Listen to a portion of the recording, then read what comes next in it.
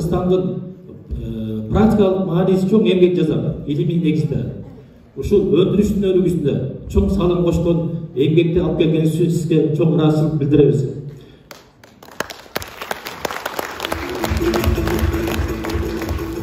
Бул топурак ресурстарын, топурактын структуралык касиеттерин, анын химиялык, биологиялык өзгөчөлүктөрүн, анын физика-математикалык көрсөтүчтөрүнүн баарын анализдеп, андан тышкары ушул фарфор материалдарында мынакей өзүңүздөр көрсө энергетика тармагында, маданият тармагында кандай деген чоң баалуу буюмдар жасалганда, албетте бул чоң эмгек.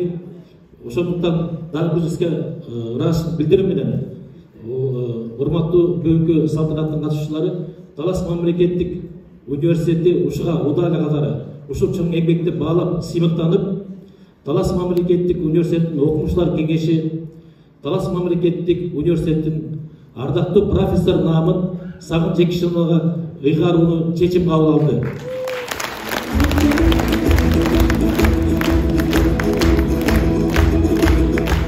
Ушак берсеңиздер окуп койсом. Кыргыз Республикасы Талас мамлекеттик университети ардактуу профессордун диплому окумуштулар кеңешинин 2022 жылдын 19 апрелиндеги чечим менен Жекишева Сагын Жекишевага Талас мамлекеттик университетинин ардактуу профессор деген окумуштулук наамы берилди. Урматтуу Сагын Жекишевна, сизге бекем денсаулыкту каалап, мындан ары дагы кызматташууда бизге көп салымыңызды кошорубузга ишенебиз. Дагы бир куттуктап коюп уруксат этиңиз, тапшырып коюп уруксат этиңиздер.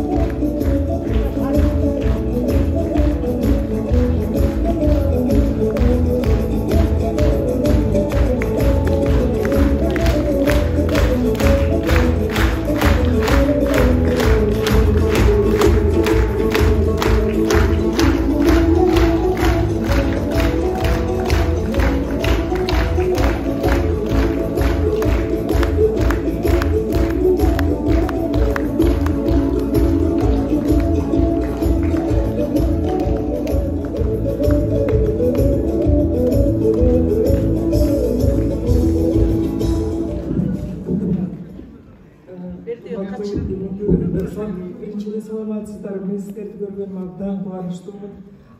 Абдан бүгін 10 жашқа жашап тұрам. Бұлар менің коллегаларым, өздердің бары бөлісіменен бір цехте іштейіз. Бұлар сөйлегенде мен өзімше қуанып отырам. Кетті, şu сіздердің библиотекаңыздарға подарок қатар беріп қоямын. Бұл менің қызымда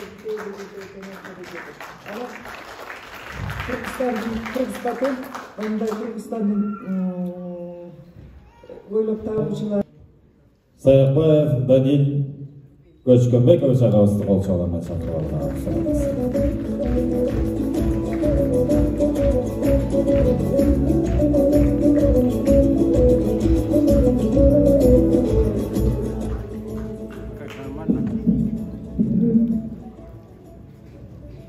Армаңыздар, урматтуу коноктор, ушул Сагын эженин кечесине келген ушул илимге негизи эле ушу чыгармачылык, ушу технология кызыккан адамдар деп ойлойм.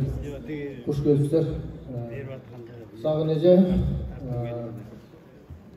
сизге ушул жерде отурган бүтүндөй берде эле эмес, бүтүндөй отурган кыргыз эли рахмат айтыш керек, таазим кылыш керек. Мынакей жогоруда көрсөтүлүп аткан тасмада айтылып атат, аялдардан биринчи чыккан ушу илимпоз технология илимдеринин доктору деп жана Канбек Мырзаевич айткандай, бул Кыргызда менталитет ушундай экен. Эркек сырттагы ишти кылса, аял киши үйдөгү жумушту кылат депчи. Анан жок, ошол аял башкысы менен ушундай баягы чоң жетишкендикке жеткирип, могу Кыргыздан чыккан фарфор деп, ушу чопо идиштери ушундай баягы аябай чоң жетишкендиктер бар экен. Анан сизге ушу узун өмүр, ден соолук каалайбыз.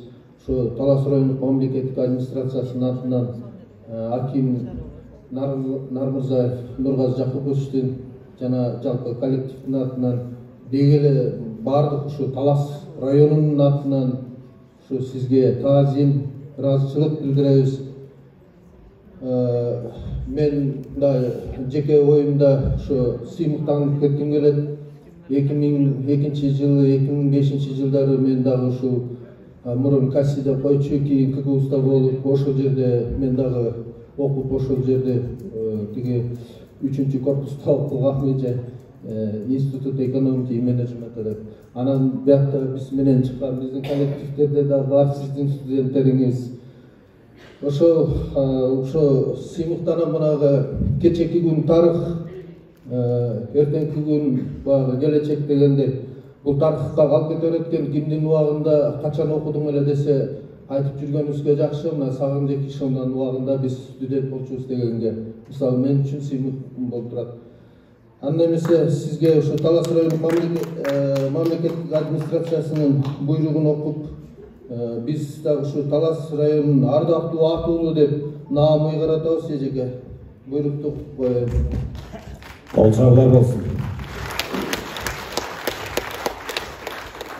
Талас районунун ардактуу атуулу наамын ыйгаруу жөнүндө Талас райондук мамлекеттик администрациясынын 2022-жылдын 18-апрелинин номер 111-буйругу. Кыргыз Республикасынын жергиликтүү мамлекеттик администрациялар жана жергиликтүү өз алдынча башкаруу жөнүндө мыйзамынын жетекчилик алып, Талас райондук мамлекеттик администрациясынын алдында сыйлоо комиссиясынын 22-жылдын 18-майындагы номер 10 протоколун карап чыгып буйрук кылам. Кыргыз Республикасынын билим берүүсүнө эмгек сиңирген ишмер, техникалык билимдердин доктору профессор Жекишева Сагын Жекишевнага көп жылдар ичинде талапбас эмгеги менен Кыргыз элине илим жаатына кошкон салымы үчүн Талас районунун ардактуу атуулуу төш белгиси ыйгарылсын. Башчы акимдин 1-орунбасары А. Жолдошов. Кол чабуулар. Кыргыз Республикасынын ардактуу атуулу эжекебиз бар болуңуз.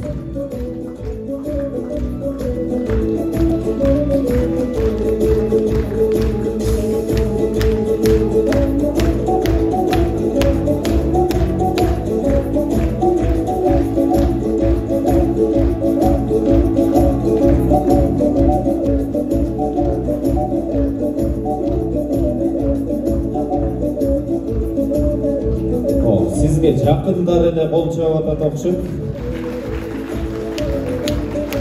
Өтүп барат мына театрда не болуп атты экен, бире кетейинчи дегендер бул эмне кол чапкысы деле келген. Жугуштуу болсун.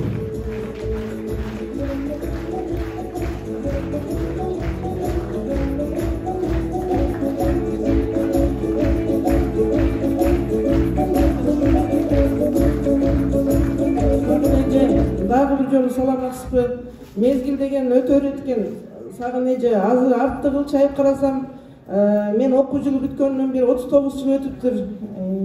Сиздин атыңызды уккандан бери өзүмчө эле өткөн күндөрдү эстеп, сиз студенттик эстеп атам. Мен эженин накталуу студентимин. 1979-жылы Кыргыз мамлекеттик университеттин учетун экономический факультетинин товарларды жүгүртүү факультетинин зав кафедрасы болчу эже. Биздин кураторубуз болчу эже. Анан мен сизди элестетип, уккандан бери элестетип, сиздин чачыңыз айрыкча, өзгөчө чачыңыз, сиздин тарбияңыз, эже деген өтө тартипти талап кылган, орусча айтканда строгий эже эле, эже келатканда баарыбыз тартынып, эжени аябай сыйлачу элек. Ташматова эже көрүп калам, сиздин секретарыңыз эмес беле? Кенжеев Мухаммед биздин старостабыз болсо эже. Ошо сиздин берген тарбияңыздын, сиздин берген дипломуңуздун, сиздин берген билимиңиздин артынан Кудай буюрса иштеп ошонун үзүрүн көрүп атабыз эже. Ошол кесипти аркалап мен 8 жыл иштедим товаровед болуп, Патриот обществода. Анан кийин эме өзгөрүп, союз жоюлуп, анан кийин соцфонддо иштедим 22 жыл. Азыркы күндө райадминистрацияда иштеп атам эже. Рахмат сизге, таазим, сиздин берген билимиңиз, сиздин берген тарбияңыздын ошонун үзүрүн көрүп атам эже. Өмүрлүк болуңуз эже. Дагы кыргыз элине эмгегиңизди сиңдириңиз.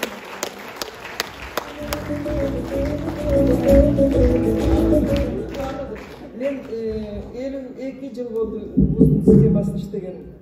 Студенттердин баарын тааныйм, аттары, фамилияларын унутам, бирок баарын көздөрүн сырасы тааныйм.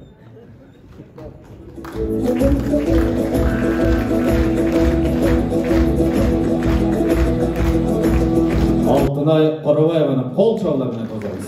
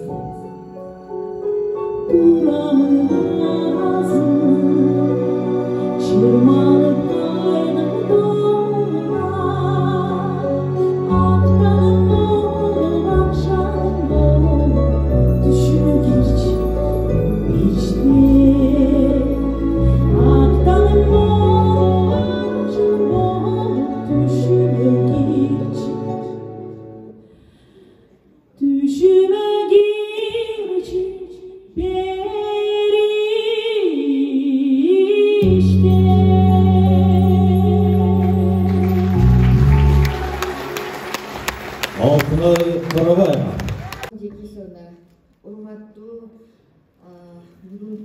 өмүр барагы китебинин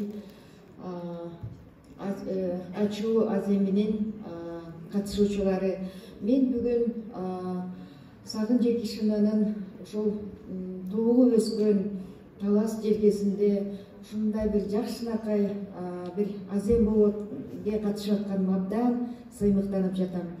Айта кетсем, биз октябрь айынан бери эле Талас областында эмес, жалпы Кыргыз өлкөсүндө ушундай бир жакшынакай жаңылык болуп атат. Себеби биз Сагын Жекишинаны ушул октябрь айында ушундай бир жакшынакай мамлекеттик деңгээлде ушундай бир жакшы азем уюштурулду. Ошондо мен билгенден Кыргыз мамлекетиндеги интеллигенциянын бул экинчи мууну десек болот да. Ушул экинчи муунун биздин Сагын Жекишинанын достору, курсташтары, өзү ошол бир ошол муундун мүчөлөрү да. Анан ошол мезгилде ушунчалык Сагын Жекишинанын басып өткөн жолу, Сагын Жекишинанын мүнөзү, Сагын Жекишинанын кылган аракеттери, иштери баардыгы тең айтылды да. Мен ушунчалык сыймыктанам. Сагын Жекишинаны ушул ар бир адам өзүнүн кандайдыр бир жашка келгенде артын карап кылчайып, мен эмне кылдым бул дүйнөдө, мен эмне иштерди аракет кылдым дегенде Сагын Жекишинанын аркасында өлбөс өчпөс эмгектери калганын сезебиз да. Азыр өзүңүздөр көрдүңүздөр, келип бараткандагы Сагын Жекишинанын эмгектери ушунчалык сыймыктануу менен баарыңыздар көрүп чыктыңыздар да. Мен Сагын Жекишина менен илим жаатында айткым келет. Сагын Жекишина кыргыз айымдарынын арасынан эң биринчи революциялык төңкөрүш кылган аял катары билем. Анткени себеби бизде бир гендердик бөлүнүү деген бар да. Жаш балдарды тарбиялаганда кыздарды дайым сен мугалим болосуң, же болбосо врач болосуң, эркек балдарды сен техникалык илимдерге барасың дечи да. Биздин Сагын Жекишина ушундай бир чоң төңкөрүш, гендердик төңкөрүш жасаган биринчи кыргыз аялы. Өзүңүздөр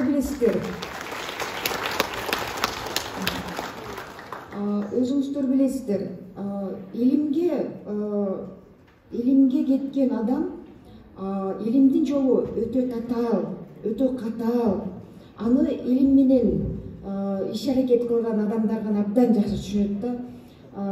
Өзгөчө техникалык илимдерде да, анын ар бир изилдөөсү, анын ар бир жасаган ишинин баягы жыйынтыгын көрсөтүш керек, доказать этиш керек дегендей.